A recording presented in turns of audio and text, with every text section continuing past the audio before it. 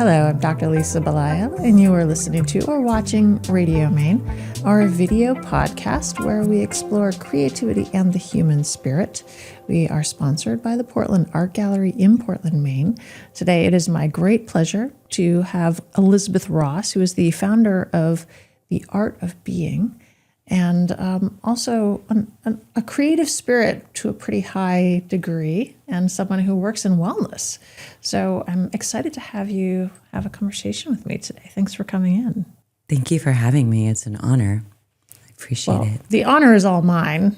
And I am so loving, The Art of Being. I think it's a great name for a company and an approach to life, because being is something that we all think we do because we show up and we breathe every day. So here we are, we're being, right. But there's actually an art to it. There's a way to be in a way that is more kind of, it creates more wellness for us. Yes. And you know this better than many people because you've had some things in your life that got you to the place where you said, Absolutely. I would like to do this. Yes. So where would you like to start? I think the pivotal moment probably was between what I did for 20 years in population health and then what I'm doing now.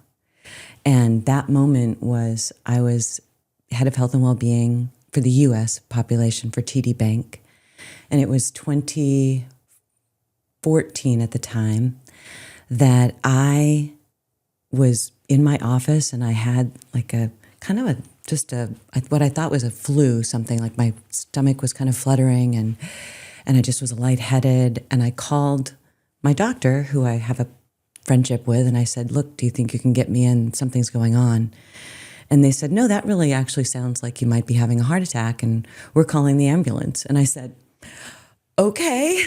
And so I was so conscious of being in the health and well-being department that I actually walked myself downstairs because I didn't want people to see me being carted out of the third floor and then down. And I got in the ambulance and, they did all the tests, and luckily it was not a heart attack. It was a stress-induced neurovirus, which I'd never heard of. And for the next 3 weeks, I dealt with just lightheadedness. I had to hold my head still sometimes. And it happened to be at a time of year where we were looking at our data to make recommendations for the following year for benefits. And I'm looking at the data, and this time we've got a population of 25 or 50,000 people when you count relatives and dependents. And I had looked at data for years for up to 1 million lives working in health insurance in that system. And every single year, the trajectory is up for chronic disease. And I thought, I have been working for a really long time to try and positively impact these things, and nothing is working. Like, what's going on? Why aren't we having an impact? And then so that had me go on to a discovery and learn about mindfulness. And we introduced a mindfulness program within TD. And that was remarkable in its impact. With just 90 people in HR, I actually partnered with our IT, the head of the chief information officer. And Jeff was running a campaign or an information campaign within the company about meetings. Because it turns out that we have meetings really without much thought sometimes in organizations. We just go from meeting to meeting to meeting. And he was running this campaign about meetings. And my research had shown that the thing that has really shifted our research from the team, we basically looked back at 100 years of work. And the thing that's missing is breaks. People don't believe they have any time to take a break. And people were eating lunch at their desk. I could look around the office. People were not happy. People were crying often. And so Jeff and I came together, and I thought, well, Jeff's idea will help us with time. And then what do we do with that time? Can we help people introduce these spaces of pause or ways to meet differently? And that had such an impact that in the midst of a lot happening within the organization, doing behind the scenes mergers for the US and Canada, which was very hard on the human beings working there, our satisfaction scores went up like by 0.2. People were talking with each other. They were having lunches together. They were going on walking meetings. That changed my life. That noticing of how powerful space is. And so that started the journey to pause and to beingness. And do you want me to continue about the next part of that? Absolutely. Okay. So then I said, well, let's roll this out to the company. And they wanted to do that, but they had a lot of other things on their plate. And they said, that's going to be about 5 years out. And I thought, I think this is what I'm born to do. So without a plan, I left my job. And I still to this day think that was kind of gutsy to leave this very comfortable from a financial perspective position. And I thought, I'm going to just teach mindfulness in businesses. And my first company was called Break Together, because the science of taking breaks is important, right? We knew that taking pause during the day is important. And then we know through behavioral change that doing things together helps with population and behavioral shift in a culture. And so I literally partnered with museums and with Green Hut Galleries, with Sherman Books, with all of these places. And I would pick up a group of employees downtown Portland, and I would do a 5-minute walk. We would look at a painting for 5 minutes, or we'd listen to a poem, or we'd do something for 5 minutes. And then I would walk them back and show them what was possible in 15 minutes. And then what I noticed as I began doing that over the months in the first couple of years is that people would say, hey, come back next year. That was a great team building event. I'm like, that's not it. That is not it. And so then over the course of a few years, I'm looking again at the healthcare data. And what I notice is that we were certainly tracking mental health in the early 2000s, right? But what happened is that mental health and anxiety began to rise and compete and rise above chronic illness in the number of people suffering with those things and dealing with those diagnoses at the same trajectory as our faces in phones. Mm. And that started another search of, in 2013, 35% of us had an iPhone. 2023, 10 years later, 91%, including children, have a phone. And there is now, what didn't exist 10 years ago or 12 years ago, an attention economy that for the first time in 2024 was worth $1 trillion. That's every click, every scroll, every notification.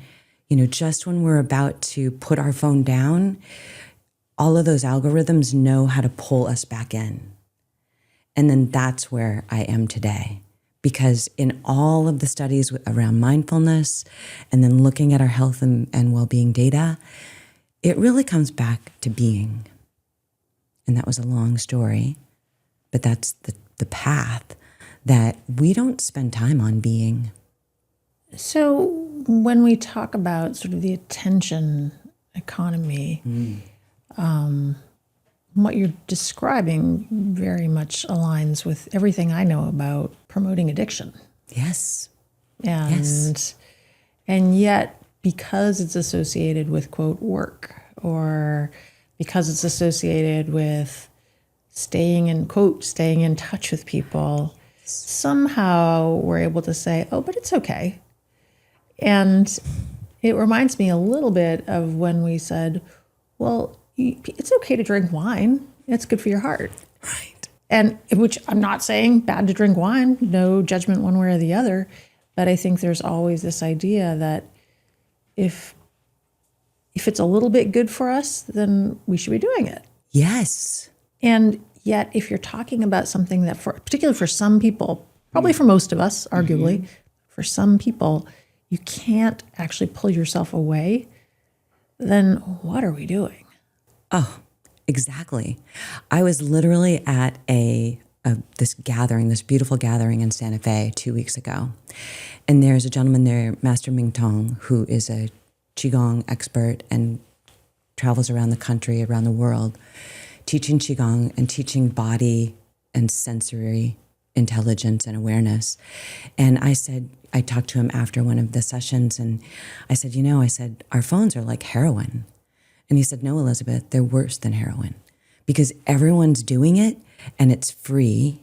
And the algorithms are programmed to continually draw us in a way that, like you said, there's a psychology around we will be behind if we don't pay attention. And now with AI, that's even more the case. And I don't know if you've heard the studies that there are a growing percentage of people are finding it much more comforting to have a friend that is a chat bot than it is to deal with human beings, because we don't teach people the value of curiosity and conversation and being present with one another and the hard things. Like I think I used to say on my site for a while, let's talk about the hard things. And so all of that is mixed in of this drawing to these things that are supposed to be providing us joy and interest, and yet it's eating away at our neuro health, and with our behavioral health and our emotions. People are ready to. There's like that saying, like they're just ready to burst at any moment. And I don't know about you, but if you're driving around right now, I see it on people's faces, and I just try to be present of just, send them love, send them some grace at this moment. But it's a stressful time. These systems are stressful, and that is a system. I agree. And I think it's, for me, when I think about the story you just told, I think the digital world and the attention economy is more akin to food. Yes. Because most of us have the need to interact with the digital world. Yes. For some reason or another. I mean, you and I both have businesses that depend upon putting information out there and interacting with people using digital tools. And we need to have some facility around it. And we both need to eat. Exactly. It's ironic. Yes. Yes. So if you have a heroin addiction, maybe you can walk away from heroin because your body doesn't need, once you're addicted, your body does need heroin. Yes. But you could pull yourself back from Yes. that. You can't pull yourself back from food, and you can't Absolutely pull yourself right. back from needing to interact with people, or Yes. very few people can. Yes. As part of their jobs, as part of their journeys in this world currently. Yes. So how do people navigate that? How do people come back to a place of where I think we are now with people who are trying to get healthier with food, which is sort of mindful eating and paying attention to Yes. what is going into our mouths, but also the experience of having it in our mouths. How do we do that same sort of thing with the digital world? You hit on it perfectly. It is like food. I think that the very first thing of any behavioral change, as you well know, is awareness. And then us having these conversations. Like I travel all around the world talking about these things, and we don't need another guru. We don't need another person saying, I'm your path. What we need is to help people learn that each of us are our own path. Each of us have to be given maybe some tools in our toolbox. I remember, I had a very challenging early childhood development, and so I had a lot of counseling over the years to work through that. And I remember when I showed up my first counselor, she's like, "Elizabeth, you've got like a hammer and a screwdriver, and that's about it in your toolbox." And she was right. And I think that's where we are right now with the attention economy and with these phones, is that because of my algorithms, I get great joy going onto my Instagram site because I don't look at anything negative on there. I only have these beautiful, positive things coming in. And so I set my timer for social media at 30 minutes a day. That's it. I can override that, I guess, if something's going on, but I try to stick with that. But I think the first thing is awareness, beginning to talk about it with each other. So I hold these art of being conversations. I just held one last night, potluck suppers, unplugged, to just talk about these systems that are in play that are kind of working against, like if you go through, they say, don't go through the middle of the store, right? So because that's where all the produced food is, try to stay on the edges of the store. I think we have to find a way for that language with social media and with the tools that are wonderful for some things. Like I have done lots of beautiful research because now I'm learning how to ask the right questions and, make sure that there's links that I can tap into to see the original papers and the research, et cetera. But I get great value out of Claude AI. So there's ways to use it. But if we can start having conversations about that, we on average use 4.5 hours of our free time each day on social, with our faces in a screen. And our children can be up to 7. So how can we, I have a thing that I call the power of pause. How can we 10 times a day take a minute or two to just do some deep breathing, check in with ourselves, or just let go, just turn away from a screen and look out a window, or step outside and just walk around your building? How can we make it okay to take a minute or 2 or 5-minute pauses throughout the day? Because Judd Brewer is a wonderful researcher around mindfulness and using functional MRI studies. And his research has led to this awareness that if we take several short breaks throughout the day, unplugged, it is even more valuable than a single 30-minute meditation in the morning. Not that that's not a beautiful thing, but it's equally valuable. And especially in creating change throughout the systems that we have in place for ourselves during the day, the habits that we have.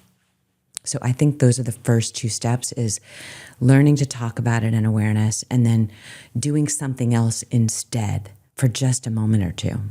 I think those are wonderful. And I also love what you talked about with the potluck suppers and the being unplugged. Yes. And we have multiple events that we do at the Portland Art Gallery. We have art openings. I love your openings. Thursdays. Yes, absolutely. First Thursdays. And we've now started Radio Maine Live gatherings. We have private events. We recently had the Wainfleet parents in from the upper school. We have Artful Escapes where we talk about travel. So we have places for people to come in. And I honestly very rarely see people on their phones while they're out walking around in these groups. And it's a place to be okay with feeling uncomfortable in conversation. It's a very safe place. Yes. Because I think that is another reason it's very comfortable to look at your phone and your algorithm, because something can annoy you, but you just kind of move on through, or you don't have to interact with it. And your algorithm can give you all these beautiful, wonderful things. But people, they're not algorithms. So when you show up in conversation with a person, it's a wild card. Totally. You have especially no now. idea. Yes, absolutely. Yes. And what I love about going into one of these spaces, like a potluck supper that you're offering, is you're going to ask somebody a question. You don't know what's going to come out of their mouth. And we did it last night. Right. Yeah. So do you think it's important to have these places of safe practice for people, especially if we've now spent an entire generation moving away from practicing conversation? Yes. I really believe that that's a key, that we're craving true human interconnection, right? We used to have it, I think, and not that a lot of people still go to church, but I think a lot of people have lost their connection to church and to the services of church and the way church was unfolding for a lot of people with some of the right and wrong and different aspects of church. And I think one of the beautiful things that church brought me when I was young and growing up was connection to community, a place to be quiet with other people. That's what I love about like meditating in groups of people. A sense of belonging, and we would often share meals, helping one another. And I think we need to, for folks that are not getting that in a church environment any longer, we need to develop a new form of church, of coming together with something greater than ourselves to talk about our spirits, our souls. I believe we all have a soul, that we are a soul in a human experience. And the more I talk to people, the more that's resonating with people. And so a place for us to be soul to soul, to be messy. Like last night, we asked a simple question about, what are you bringing today? What does being mean to you? And at least 3 of the 8 people said something really hard, that, I just wanted to come to a place where I could be. And tears were flowing. And it also, I think, is important to be able to maybe at first either know that yourself or that someone else in the room can hold space for that, and to maybe facilitate while we learn, because it can hold great emotion that can be scary for people if they haven't learned how to deal with it. And so there is just that consideration of, depending on what you open to, whereas that can be at a potluck supper where you might be getting into a deeper level of conversation. So maybe you start with, something where you're all sharing an art experience or something like what you described. I think more and more offerings unplug. Like I'm really interested in partnering with other businesses to maybe go to a place but then maybe have everybody walk around the room. Like, what if you guys did an art opening on Thursday? And maybe one aspect of it was everyone go to a different painting. More than one person can be at a painting. And we're going to put the bell for 2 minutes to be quiet, to just look at that one painting that you chose to stand in front of. Something like that can help people connect in with themselves and then come back together and like, how was that? Like maybe in small groups. And though I feel like just trying these things, trying what resonates, can help us. I think that's a great idea. And I was thinking about some of the events that we've recently done where we have the art openings that you've been to, and a lot of people know each other at these art openings, which is wonderful. It's a wonderful community. And also we've had events that we haven't had people who really knew each other very well. It's so interesting to watch, because people who don't know each other, they will often come in and they will almost comfort themselves by going around the periphery of the room and looking at the art. That's me. And me too. I mean, because even when I know lots of people, I still need a place to like recenter and remind myself that I actually really do enjoy going to openings, and also I'm a fairly solitary person generally. Yes, yeah. So I go to the art, I look at it, it kind of centers me. Mm-hmm. I leave and go to the center of the room. I have a conversation with somebody. It feels fantastic. Maybe I need to go back out to the periphery. Yes. I reset. I enjoy the art again. So it's almost this idea of like parallel play in a way, and you sit, if you have children, you sit in the car with them and you're both staring forward. Mm-hmm. Like it's kind of, you're like comforting yourself in a way. Absolutely. Yes. I feel like that was something I did sort of touch on, is around how wonderful it is to provide space for being within all different settings, right? The art of being is learning about, what are my needs in a social setting? What are my needs at a dinner? Because a lot of us, I learned during COVID that as much as I had played an extrovert in many of my roles because that was what was necessary, I get fed alone. Like I had a ball during COVID, just exploring everything and being by myself. But I think there's a lot, probably half the world are extrovert or introverts, right? And so I think also we need to draw these introverts into these spaces and then have ways of practicing the art of being in different ways, like inviting people to dinner parties, I invite each person listening right now, invite a couple of people in your neighborhood to dinner, or to maybe just to go for a walk or something that doesn't have to be as expensive, right? As hosting people at a dinner that maybe that's not accessible to some people, but just starting these conversations. And a question can be like, are you aware of your being? Like, do you spend any time at all sort of checking in with your body? I do a simple check-in, whether I show up somewhere, like I love how you just show up and maybe go to the periphery of wherever I'm arriving. It could be a meeting. Like when I was just, before I came here, I stopped at a little parking spot as I drove off. And I just came into myself and I just said, how can I be of service, and how can I just center and not be nervous, and making those things normal, making all of our quirkiness as human beings normal. We are all quirky. We all have our struggles, and we all want joy and to be loved. And I think that's something we often don't talk about enough in the ways that we gather, as we've become more and more looking at what everybody's doing that's right in our video scrolling. We don't upload a lot of videos where we're messy. And so I think it's become less and less clear to human beings that we are messy. And so we need to, I guess, learn how to create space for all of us.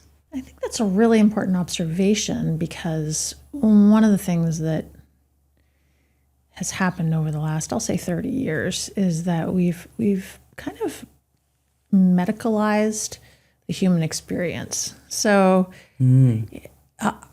absolutely, it's useful to be able to put a label on something if somebody doesn't have a label. And you've been through a situation where you did not have a label, and it was probably not something that even your medical staff knew that much about. And so to finally get to a place where you're like, oh, this is what this is, I think that's very important. Yes. And also, sometimes putting a label on something, is detrimental, because it medicalizes something that is a normal human experience. And so here you are, I've had people who are like, well, I couldn't go to an art gallery opening. I'm an introvert. I'm like, yeah, me too. And I still go and I still enjoy myself. But if you don't want to go, that's completely fine. But here's that space for you. But if it is helpful, if it's validating to have something to say, this is my whatever it is, use that, but don't use it as a shield so that you are never interacting with the world again. So, amen. At least that's my thought. Yes, I think that's a really important observation of that, because I think that is the fear that I have as I look at these tools that are coming out, is that if we're not having these conversations, if we're not drawing people in from everywhere and reestablishing community connections with each other on these more real basis, that these bots and these algorithms, we've seen the destruction they can do. Like, my algorithm looks like no one else's. Your algorithm looks like no one else's. Somebody across the street's algorithm looks like no one else's. None of us are viewing the same piece of information in the same way. So we already do not process the same information the same way just because of our DNA and our life experience.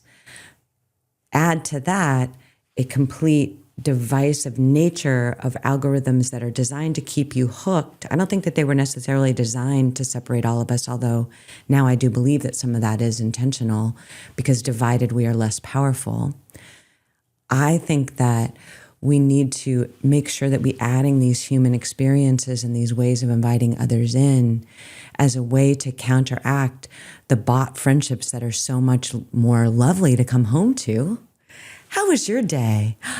That was a great question, Elizabeth. Let me do that research for you. And literally, you can have this conversation and walk away after 15 minutes of conversing back and forth, or even verbally, and feel wonderful.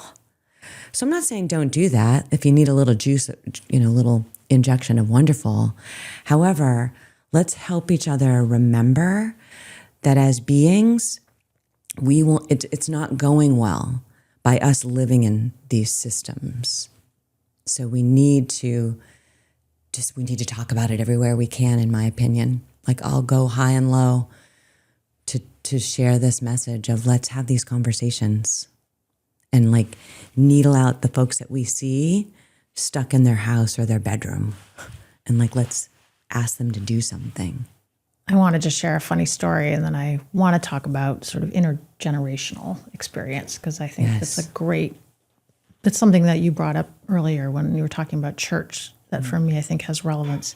But I recently was working, and I use AI regularly. I think it's a great tool because it helps me actually sometimes to think outside of myself, to be able to communicate with other people who don't talk about things or think about things the way that I do. However, I was working with this tool, and something wasn't really right. And I kept asking the question, and then finally I said, did you actually look at this information I provided you? Because I was looking for the AI tool to give me some patterning.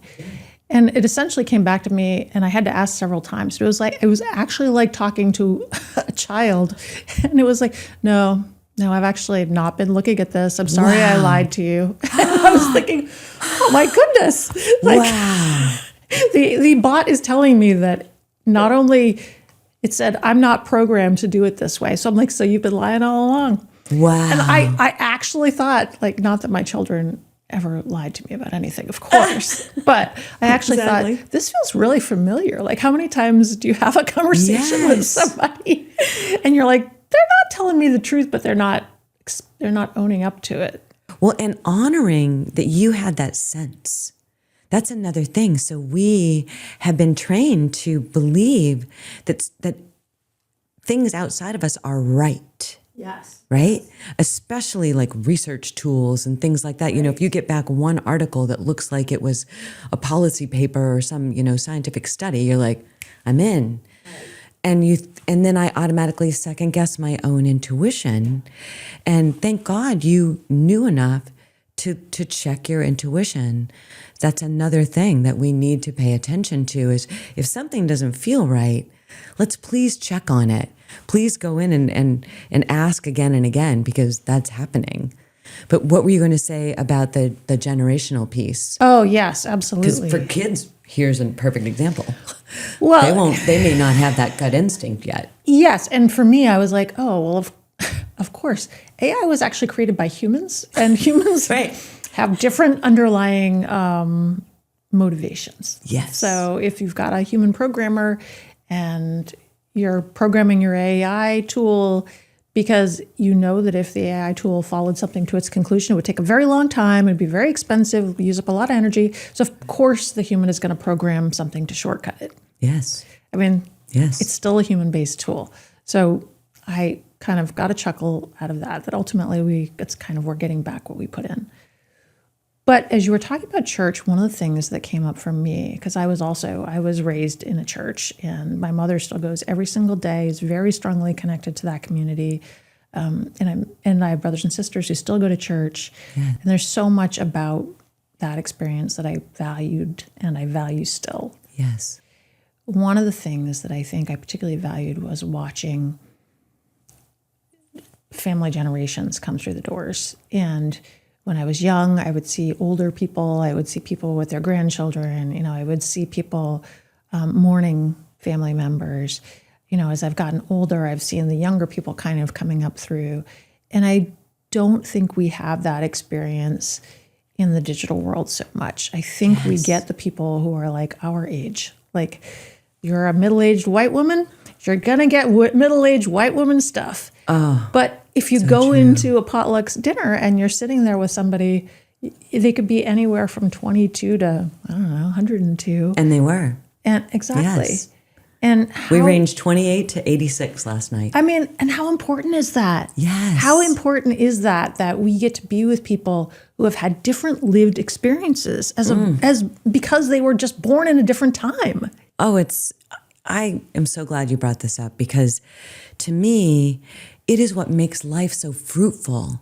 And the way we've designed, I've actually seen a couple of people posting things lately about how neighborhoods were designed to fund other systems, right? To fund systems of construction and of road building and of, they're funding a whole nother business, if you will, to separate us out and to have these nucleus of families, right? I think it was the 40s and 50s, they started saying, the ideal family is this little nucleus of a family with the husband and the wife and the 2.5 kids in this little, your own home. And we have been trained to believe that that is true. And I believe that we're realizing that is not so great for our soul development and for our interconnectivity. That in actuality, I follow I'm part of a conscious capitalism community and a regenerative Maine community, and I'm very interested in regenerative practices.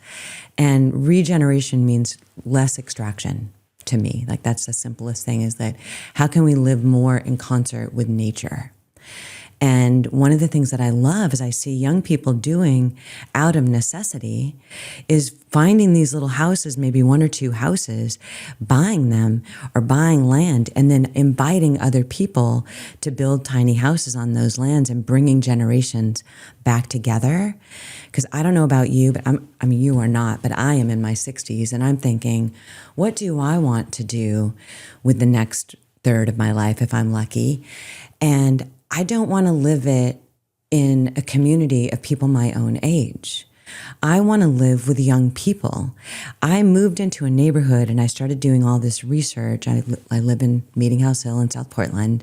I downsized to a little home, and I have 10 children in my neighborhood. I had 55 trick-or-treaters, and I had the first block party when I moved in, and then the second that got bigger. And I realized that we don't have to build new communities. Some of us, it's more challenging because we're in rural areas, but you guys are surrounded by people where you are here. We can do this in place. We can create community wherever we are. And I think that that's really important. And if we are off on a dirt road or somewhere, then I highly encourage you to find a way to find a potluck supper near you, or to find a way, if church isn't your thing, to find community. We are dying without it. We're dying quicker without those things, I believe. Our life expectancy went from 76, which is 4,000 weeks that we get to live on this planet, to 75 3 years ago. That is very sobering. And I want to end with this idea of something that I found striking in looking at your background, and that is that you had a very significant life event when you were 16. Yes. And you grew up really fast. Really fast. And what I found interesting is the wisdom that you gained at a very young age. And so when you're talking about interacting with people of different ages, there's so much wisdom that exists, and it doesn't necessarily come along because we've rotated around the sun a number of more times than anybody else. Oh, so much wisdom. So isn't that also part of the possibility that, I love that. Yes, this co-learning, this co-creation of lives is richer because we're exposing ourselves to other people's experiences and not having had to live them ourselves? Yeah, it's my favorite term, co-creation and co-lived experiences. That, nobody knew when they were meeting me at 16 that my last full year of high school was 9th grade. I tried as best I could to go my sophomore year. I made it as many days as I could. And by junior year, I had to leave. It just wasn't safe in my environment. And people would meet me and they'd just think I was a 16-year-old kid working a second job or a job, in addition to school. And it was actually what I was doing full time. I was working 2 or 3 jobs. And I had things to share, right? And then because I was at that age, the only way I survived at that age is because people took me under their wing. And in a safe way, luckily, right? If I was that today, I could have easily been some TikTok kid selling pictures of myself because that was a way to make money. I was just lucky that I had mentors and people, like literally the CFO of the company. She was like a 70-year-old woman, and she took me under her wing and made me dinner once a week and told me how to set a table and how to eat with the proper silverware and with the place setting. I had no idea how to do that. And so we gained so much experience. And I'm sure my stories of growing up in Yosemite and rock climbing as a kid and playing, all these different things and being in the forest were interesting to her because she grew up in a city. So there's so much to share intergenerationally. And another thing that I find really beautiful right now, if you pay attention, so if you believe in souls, which I do, the souls of the children coming through right now are incredibly wise. We may be labeling them with things in order to try and help them along. I believe a large percentage of the children that are being identified with behavioral challenges right now are actually challenged by the systems they're coming into. Because these systems of work, of screens, of all these things that they're hit with right out of the gate are not making sense to them. And I actually lead a little group walk on occasion in my neighborhood with some young people that were really struggling. And we go 5 minutes from the house and we go into the forest and we have a tree. And a couple of the young girls have actually named some of the trees in the neighborhood. And I'm showing them the importance of connecting with nature. And it has helped calm their anxiety. Like their parents are saying that they're screaming less. So I would say that this interconnection with generations and also with nature, we have forgotten the power. Like I believe that I survived my childhood because I was able to step outside and sit next to a tree.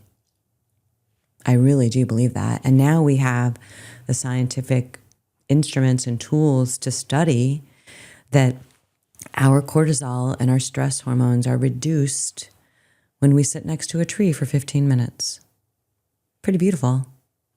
So in addition to generational connection, nature connection, I would add into that mix. Well, Elizabeth, it's been a pleasure to have this conversation with you today. Thank you for the honor of being here and talking with you. I've loved your show for a long time, and I love all what I learned through your conversations. Well, I've learned a lot through our conversation, so I'm very honored to have you here as well. I'm Dr. Lisa Belisle. You've been listening to or watching Radio Maine, our video podcast, where we explore and celebrate creativity and the human spirit. We are sponsored by the Portland Art Gallery in Portland, Maine. And if you come to the Portland Art Gallery in one of our first Thursday openings, there's a very good chance that you can meet my guest, Elizabeth Ross, who is the founder of this wonderful organization, The Art of Being. I hope that your message lands in places that it needs to land. Thank you. And that the intention that you brought into the conversation is played out in the How to serve. How to serve, absolutely. But thank you for being here today. I appreciate you. Thank you very much.